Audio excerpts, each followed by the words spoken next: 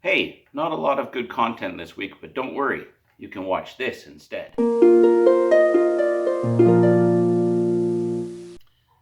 Hey, if you've been following along on our Facebook page, thank you for that, first of all. We're also on Instagram, Shopcat Industries. Check them out, follow them. You already know that the tires on the Gilson were full of water. It may be a solution of some kind. I don't know what. It doesn't smell like anything, doesn't look like anything, just looks like water, but it's taken a long time to dry after it all spilled out on the shop floor. So not sure what that is. Thanks to PV Mart, best prices by far on new tubes. So I'm waiting on 2 new tubes for those rear tires. I think that's going to be the easiest way to just get all that water out of there. In the meantime, I've been working on the steering. Those are the 2 major issues to solve before I can put this thing to work. I have a gravel driveway and it's full of potholes. Every year I kind of half-heartedly chuck a couple buckets of road crush down and it really doesn't do much good. And then by spring, it's all wrecked again. So when old Gil joined the Shopcat family, I realized that I could put that to work. But the steering is definitely a concern. I have new tie rod ends on order, and I just took it apart so I could match up the bushings and whatnot. So this is the clevis pin from the tie rod ends, and this is the bushing that was on it. And let's see here. Where's the camera? You can see how much slop is in there. I mean, it's just crazy. That is way too much. I don't think these are the right bushings at all. I was able to purchase these at Princess Auto. They are much better. And when we put in a new clevis pin, there's almost no movement there. It's going to be great. However, they are supposed to be a bushing like this with a little flange. I was able to find these at Fastenal. I'm going to pick those up tomorrow, and then that's going to be great. That just slips on there. This actually goes into the tie rod clevis itself. I actually need 2 more of these. This is the bell crank for the steering. And in the video, you can see it as we apply steering. It's going clunk, clunk, big flop. These 2 bushings came off of this bolt. And I've deformed this bushing now just getting it out. So it's not really going to illustrate my point, but so much play. These are just super sloppy on here as well. So with a new bolt and my new bushings, pop those all in, and hopefully by sometime tomorrow night, maybe muck around Monday, we should have a significant portion of that steering slop out. I'm going to disassemble a little bit more here just before I do go to Fastenal. There are a couple more bushings that I have no way of knowing what size they actually are. I did find a parts manual. It just calls it bushing. They're not these. They're something else. So I got to dig it apart and find out what they are.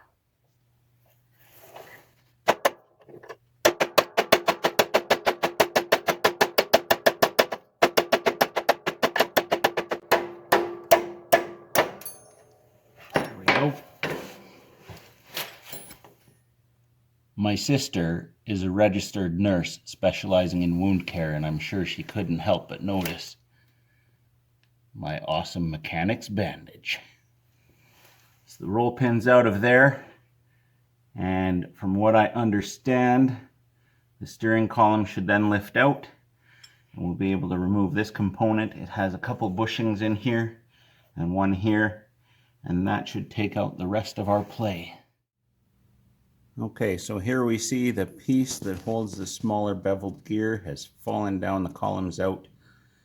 I'm not too sure how to remove this component, but since I only see fasteners here, on the other side there, that little square,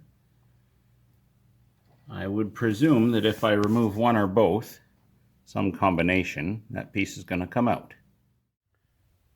Alright, so I wasn't able to get that component off. Not too sure how that shaft comes out. It's possible that somebody's made one of those permanent sort of repairs to it. I was able to at least get one of the bushings out. It's actually not in too bad condition, but we're going to change it anyway. Every little bit's going to help. So that's going to happen tomorrow. Not much more I can do tonight, so I think I'll head in. And hey sis, proud of you. I'll go take care of this mess and put a proper bandage on it. Well, it's March 22nd, so of course, naturally, it would be snowing. Who would have ever thought that these little bronze bushings for the steering linkage were going to be such a pain? But I managed to find 5. Those will work for the tie rod ends at Fastenal, and they've ordered me some more for that shaft that the steering column gear is on. So that's just more waiting. Probably be at least a week to get those out of Indianapolis. But at least they're coming, so I'll take it. Over here, this is the right side. I haven't taken this apart yet. And just to kind of demonstrate just how much movement is in there, just all kinds of free play. There we are. Alright, let's just go ahead and pull this one apart. I'm not going to put a new cotter pin in just yet, just in case I have to take it apart for any reason to put the linkages back together when I get the other parts. Get that off of there. And we have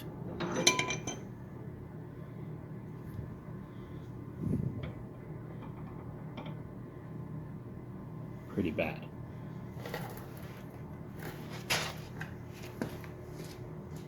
I apologize, the other side just fell out and I expected this side to do the same. Of course, because I'm recording, it did not. Recording difficulties. There we are. Alright, I'm just using the step. There. That should be a press fit, but it's gonna have to do. I'm not spending money on machining this thing. Now, pin's gonna drop in there. I'm going to use a washer just as a spacer underneath here if I have the room. I don't think. I'm not sure that I do.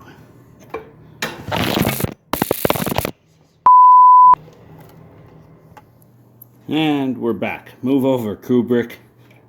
There's this guy on YouTube making these awesome videos. Truthfully, I'm using the step of the tractor to hold the camera while I do this, and you may have noticed just how well that's working. There. Just going to use a larger washer there that fits around the bottom side of the bushing, just to keep this clevis from moving up and down. There we go. And now, well, still a little bit of play, but that's about, I don't know, a quarter of what it was. I think I can live with that.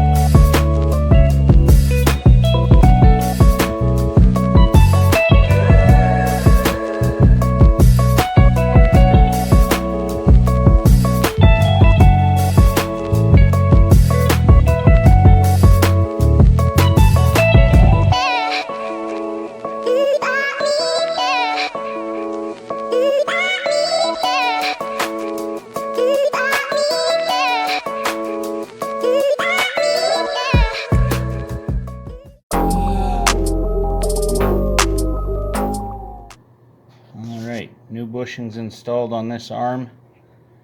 Lighting's a little poor, but that is nice. There is just a barely discernible amount of wiggle in there. If we had any less, this would be binding up, so very happy with that. I think you can just see the shiny new bushings on either side there. That's made all the difference. Hey there! One of the disadvantages of working from a small home shop and having a full-time job as a mechanic is that all my good tools are at work. So as you can see, this shaft here, I've got to pull it off to get the steering out of here to change these bushings. And as you can see, I've banged it a couple times there. It's kind of mushroomed. It's cost me a couple hits to the knuckle as well. So sometimes I got to get creative with the tools around here.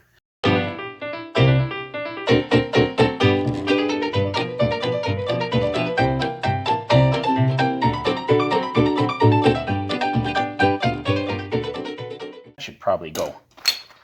What we're going to use, this here is for separating ball joints and tie rods and such. It was pretty cheap at Princess Auto. I think it was like 30 bucks or something like that.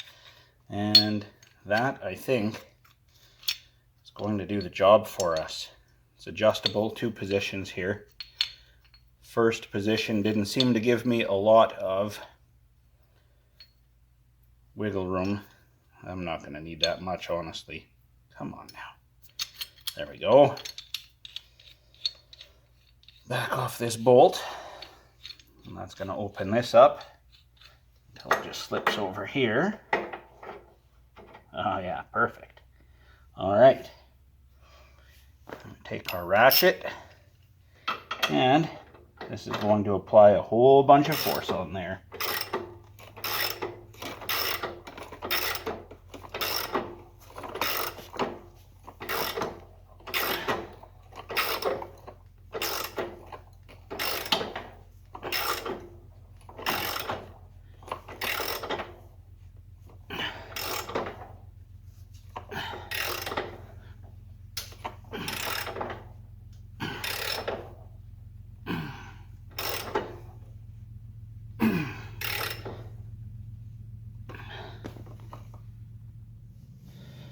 Okay, so even with all that force on there, I still had to tap the tool there with a hammer just to get it to move. It's coming along. I'm gonna have to put something in here like a nut or something like that, because now we are flush. Victory. It's out. Now I have to press this spacer off. It's really seized in there. There is a bushing in here. On the other hand, there's really not much play there, so I'm not too concerned, but I do have to get this nasty bushing out of here somehow. At least now I have a bit of space to work on it.